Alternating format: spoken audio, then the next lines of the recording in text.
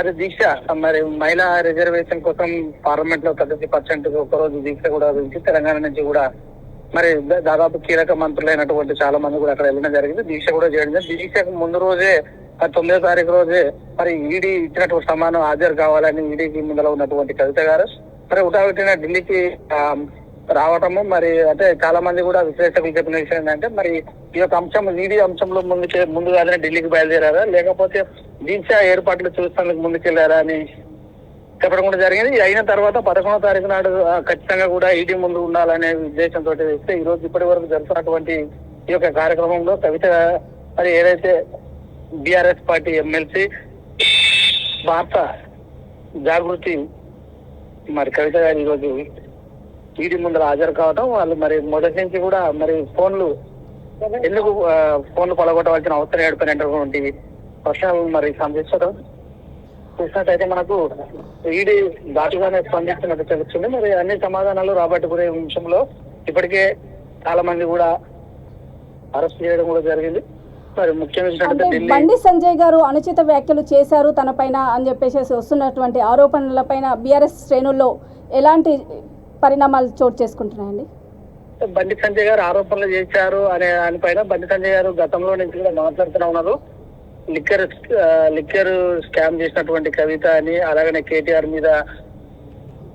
మీద కూడా చేసినటువంటి ఏంటంటే డ్రగ్స్ స్కామ్ అని చెప్పడం, అలాగే సంతోష్ రావు మీద కూడా చేయడం, అలాగే హరీష్ రావు మీద భూ కబ్జాలని కూడా చేసినటువంటి ఆరోపణలు చేస్తున్నాను. మరి రాష్ట్ర BJP chief Bandi Sanjay MLC కవితపై చేసిన వాక్యాల వ్యతిరేకంగా బీఆర్ఎస్ నేతలు దుమ్మెత్తిపోస్తున్నారు అనే విషయం మనం చూస్తూనే ఉన్నాం. సో ఈ గతంలో చూసినట్టయితే బీఆర్ఎస్ పార్టీ బండి సంజయ్ మరి రాష్ట్ర మహిళా కమిషనర్ కూడా సీరియస్ అయిందని కూడా తెలుస్తూనే ఉంది. ఆయన వాక్యాలను సుమోటోగా తీసుకున్న కమిషన్ అని కూడా విచారణ జరపాలని బీజేపీని కూడా ఆదేశించినటువంటి విషయం మనకు తెలుస్తున్నాము. అలాగే బండి సంజయ్ నోటీసులు జారీ చేసి వ్యక్తిగతంగా హాజరు కావాలని కూడా ఆదేశాలు ఇచ్చినట్టుగా కమిషన్ తెలుస్తుంది. అంటే ఇప్పుడు బీఆర్ఎస్ శ్రేణుల్లో ఎలాంటి అవాంఛనీయ సంఘటనలు అంటే చేస్తున్నారండి ఇక్కడ? ఇప్పుడు జరుగుతున్నటువంటి పరిణామాలను చూస్తే బండి సంజయ్ గారు మాట్లాడటం పైన అంటే ఇప్పటికే నిర్ణయించే భారతీయ జనతా పార్టీ వాళ్ళే అరెస్ట్ చేస్తారు. అంటే మోడీ ఈడీ మోడీ అనే విధంగా కూడా బీఆర్ఎస్ శ్రేణులు మరి మొదటి నుంచి కూడా స్పందిస్తున్నటువంటి విషయం చూస్తూనే ఉన్నాం. కేవలము అయితే బండి సంజయ్ చేసిన సందర్భాలు మనం చూస్తున్నాం. జాగృతి పెట్టిన ఎన్నో పనులు కల్పించిందని చెప్పారు. చాలా అంటే మాట్లాడినటువంటి అంశాలు అన్ని చూసినట్టయితే ఖచ్చితంగా కూడా బండి సంజయ్ మాట్లాడినటువంటి మహిళల పైన మాట్లాడినటువంటి విషయాన్ని ఖండించవలసినటువంటి అంశమే అని కూడా చాలా మంది బీఆర్ఎస్ నాయకులందరూ కూడా మరి ఈ రోజు బయటకు రావడం వ్యతిరేకంగా మాట్లాడుతున్నటువంటి అంశాలు మనం చూస్తున్నాం. శైలజ, ఓకే, ఇప్పుడు అక్కడ పరిస్థితులు ఎలా ఉన్నాయండి? పరిస్థితులు చూసినట్టయితే బీఆర్ఎస్ శ్రేణులు గత 3 రోజులు 4 రోజుల నుంచి కూడా ఇక్కడ హైదరాబాద్ నుంచి అక్కడ ఎవరైతే తెలంగాణ రాష్ట్ర వ్యాప్తంగా ప్రముఖ నాయకులు ఉన్నారో ఇది రావడం జరిగింది. ఇక్కడ అక్కడైతే మన కవిత ఉన్నటువంటి జుబ్లీహిల్స్ నివాసం ముందు కూడా పోలీసులు పహారా ఉండటము, ఇక్కడ సిచ్యువేషన్ చూసినట్టయితే బాహాబాటిగానే నడుస్తుంది. శైలజ, ఓకే, ఇంకేమైనా ఇన్ఫర్మేషన్ ఉందండి మీ దగ్గర?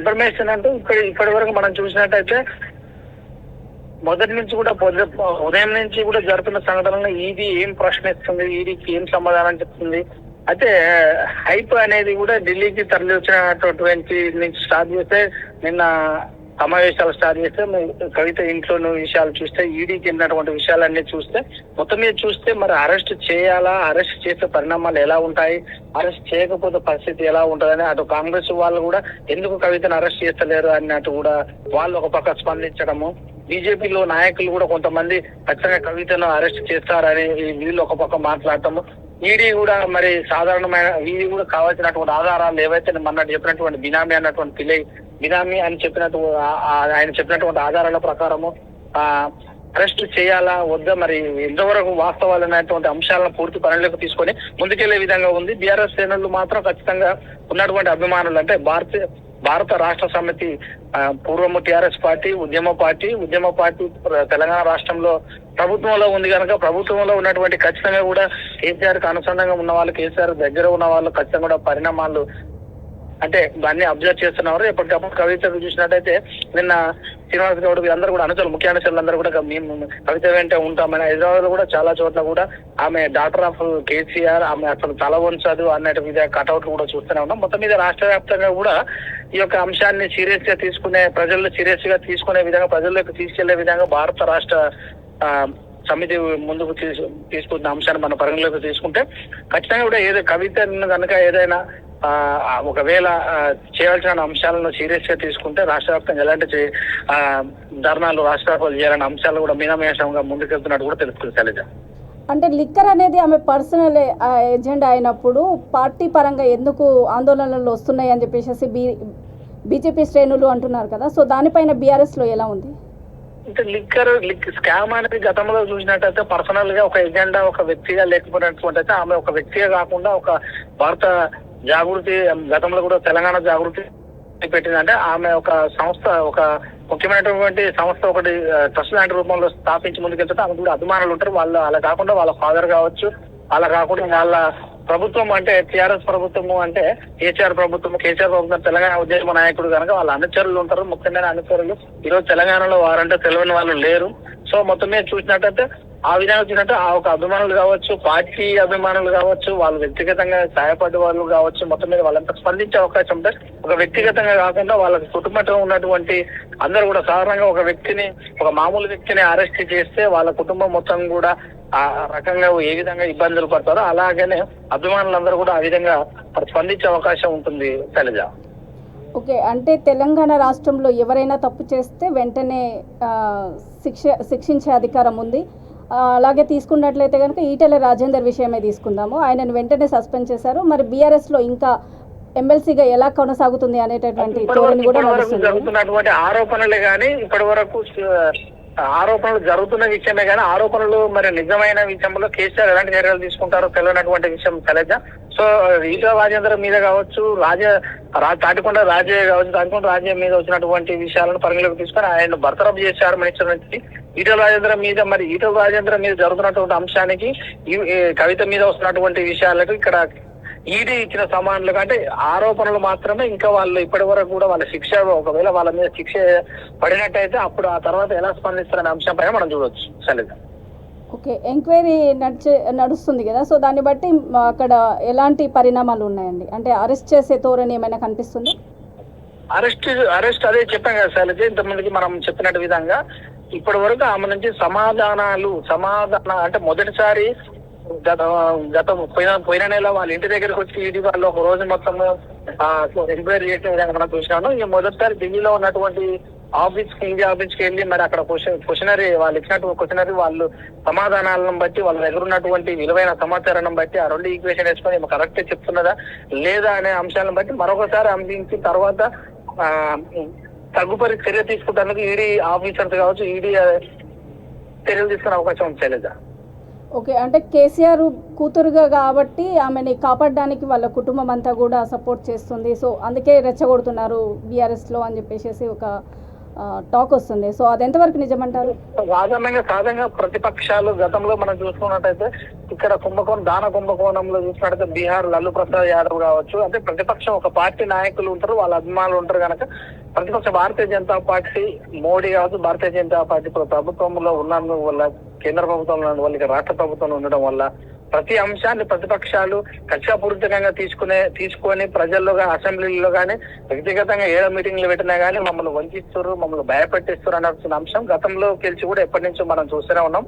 ఆరోపణలు కేంద్ర ప్రభుత్వం అక్కడ మమతా బెనర్జీ కావచ్చు, మొన్నటి వరకు నారా చంద్రబాబు నాయుడు కావచ్చు, ఇప్పటి వరకు ఢిల్లీలో ఉన్నటువంటి సీఎం కావచ్చు, ప్రతి అంశాన్ని వాళ్ళు ప్రతిపక్ష రూపకంగా మాకు సహకరిస్తలేరు, కక్ష కట్టారు, మేము భారతీయ జనతా పార్టీకి సపోర్ట్ చేయడం పోవడం వల్లనే మనం చూసినట్టయితే కరెంటు మోటార్లకు ట్రాన్స్ఫర్లు ఫిట్ చేస్తారు అని అలాంటి ఒక అంశాన్ని తీసుకొని వచ్చి కేంద్ర ప్రభుత్వం మీద మరి భారతీయ జనతా పార్టీ రాష్ట్రంలో బలపడుతుందనో లేకపోతే ఇక్కడ టీఆర్ఎస్ నాయకులను ఇబ్బంది పెడుతుందన్న గతంలో చూసినట్టయితే 4 ఎమ్మెల్యేలను మరి లోపాయికారంగా వాళ్ళంతా దొరికినటువంటి సంఘటనలు కూడా చూసాం. ప్రతి అంశాన్ని ఇక్కడ భారతీయ జనతా పార్టీ ఇక్కడ ఇప్పుడు బీఆర్ఎస్ పార్టీ బలపడుతున్న సందర్భంగా ఒకరిపైన ఒకరు ఆరోపణలు చేసుకున్నటువంటి అంశాన్ని మనం చూస్తూనే ఉన్నది. ప్రతిపక్షాలు ఆ రకంగా ఆరోపణలు ఇప్పుడే కొత్త కాదు శైలజ, అప్పటి నుంచి జరుగుతూనే ఉంది. ఒకరికి ఒకటి పోతనే వేరేలో వాళ్ళు ఒక తీర చెప్పే అవకాశం ఉంది, వీళ్ళు ఒక తీర అవకాశం అవుతుంది శైలజ. ఓకే అండి, ఇంకా ఎలాంటి ఇన్ఫర్మేషన్ ఉందండి మీకు దగ్గర ఏమైనా? మరొక ఇన్ఫర్మేషన్ ఇప్పుడు జరుగుతుంది. మరికొంచెం సమయం తర్వాత మనము పూర్తి డీటెయిల్ తీసుకొని మళ్ళీ ఫోన్ లైన్ లో వస్తాం. అప్పుడు ఓకే, థ్యాంక్ యూ సురేష్. మంచిది సార్. మీరు చెప్పు దెబ్బలు తినడం తథ్యము. మోడీ ఈడీలు ఈ కక్షపూరితమైన చర్యలు తీసుకోవడంతో ఎక్కడ భయపడేది లేదు. వీళ్ళు రాజకీయ కోసం మా నాయకుడు కేసీఆర్ గారిని భయపడిద్దామనుకుంటారు. అదేవిధంగా బండి సంజయ్ గారు మీరు తక్షణమే కవితకపై చేసిన వ్యాఖ్యలను వెనక్కి తీసుకోవాలి. లేకపోతే తెలంగాణ ప్రజల చేత మీరు చెప్పు దెబ్బలు తినడం తథ్యము. ఏమంటారు మీరు? కవితక్కని ఈడీ అరెస్ట్ చేయకపోతే ముద్దు పెట్టుకుంటారా? మీ భార్యని, మీ బిడ్డలని, మీ అక్క చెల్లెలని మాట్లాడుతూ ఊరుకుంటారా? తక్షణ జాగ్రత్త బండి సంజయ్, చెప్పులు దెబ్బలు తినడం తథ్యం. నువ్వు బీజేపీ పార్టీ వాళ్ళు కూడా బండి సంజయ్ పై తక్షణమైన యాక్షన్ తీసుకోవాలి. తనని పార్టీ నుంచి బర్తరఫ్ చేయాలని మేము డిమాండ్ చేస్తున్నాము. జై కవితక్క.